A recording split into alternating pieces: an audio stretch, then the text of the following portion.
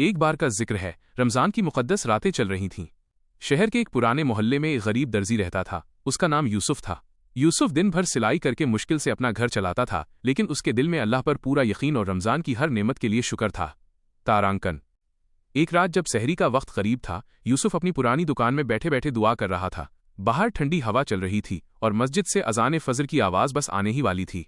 उसी वक्त एक बुजुर्ग आदमी दुकान के सामने से गुजरा। उसके कपड़े फटे हुए थे, पैरों में चप्पल भी नहीं थी और चेहरा बहुत थका हुआ था। यूसुफ ने उन्हें देखकर पूछा, बाबा, आप ठीक हैं? इतनी देर रात कहाँ जा रहे हैं? बुजुर्ग की आंखों में आंसू आ गए।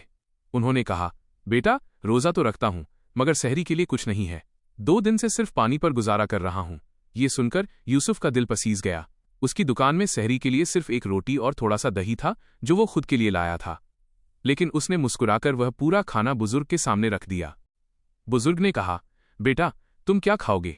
यूसुफ ने जवाब दिया, अल्लाह के नाम पर दी गई चीज़ कभी कम नहीं होती बाबा। आप खाइए, मेरा रब मुझे और दे देगा। बुजुर्ग ने सहरी की और जाते जाते दुआ दी, बेटा, अल्लाह तेरे रिस्क में ऐसी बरकत देगा जिसकी तूने कल्पना भी नहीं की होगी। यूसुफ ने उस वक्त इन दुआओं की अहमियत को महसूस किया, लेकिन उसे नहीं पता था कि ये रात उसकी जिंदगी बदल देगी।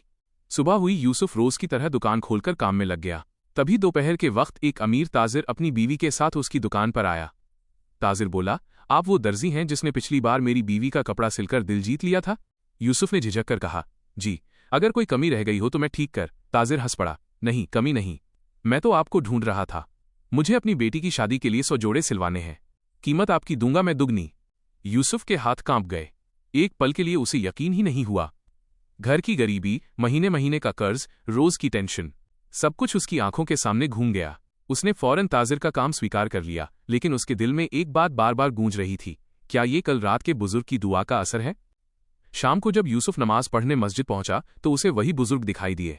इस बार उनके चेहरे पर गरीबी का दर्द नहीं बल्कि नूर था।